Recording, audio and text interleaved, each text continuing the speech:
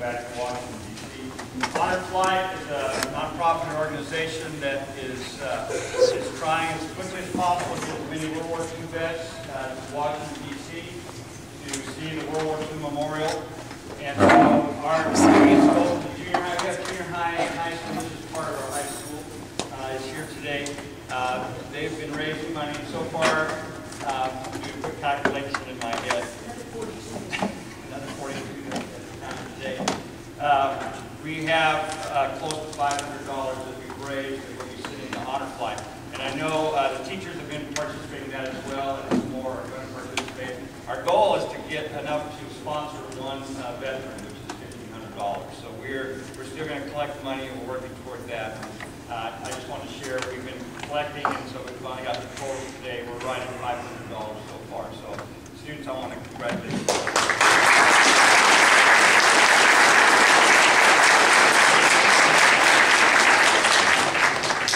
We have the next segment is three numbers that will deal with the participants and the casualties and the cost that is so high given by cities during our wars for freedom and for independence. So we have a video. I'm not going to use that because I'm video. We have a video and then a dance from our dance classes there. A couple students are making a presentation, and we also have a reading from one of our teachers.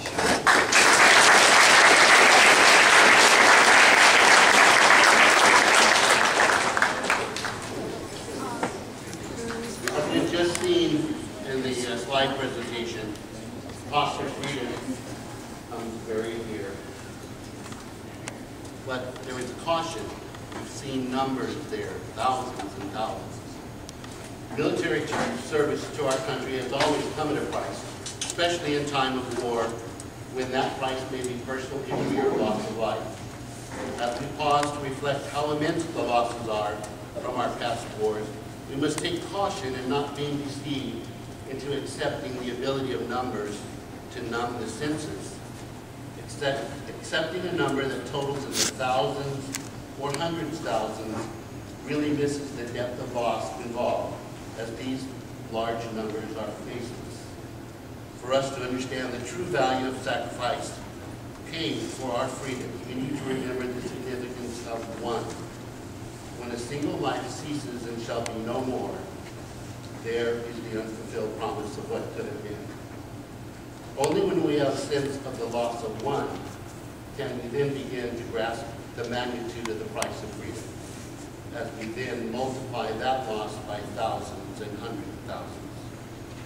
During the American Civil War, President Abraham Lincoln carried a sense of the value of each life lost, so he felt compelled to respond personally when it was brought to his attention by the Massachusetts State Adjutant General that Mrs. Lydia Bixby had sent 5 sons into the Union armies.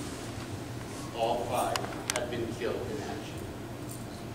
Lincoln subsequently waited until after the upcoming elections and then sat down and penned this letter to Mrs. Bixby in his own hand. Executive Mansion, Washington, November 21, 1864. To Mrs. Bixby, Boston, Massachusetts. Dear Madam, I have been shown in the files of the War Department a statement of the Adjutant General of Massachusetts that you are the mother of 5 sons who have died gloriously on the field of battle. I feel how weak and fruitless must be any word of mine which should attempt to beguile you from the grief of a loss so overwhelming.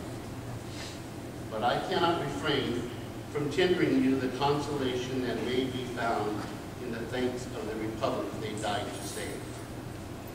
I pray that our Heavenly Father may assuage the anguish of your bereavement and leave you only the cherished memory of the love and loss, and the solemn pride that must be yours to have laid so costly a sacrifice upon the altar of freedom.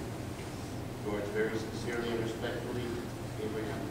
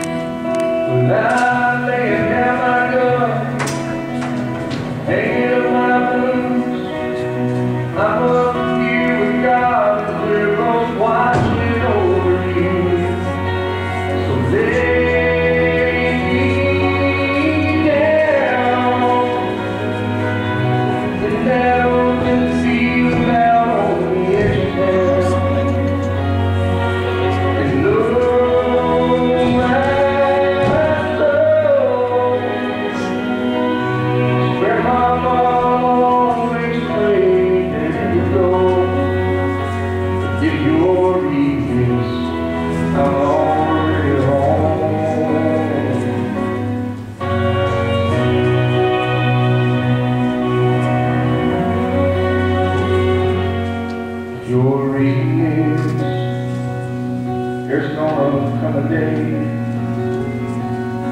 you move on and find someone else, and that's okay.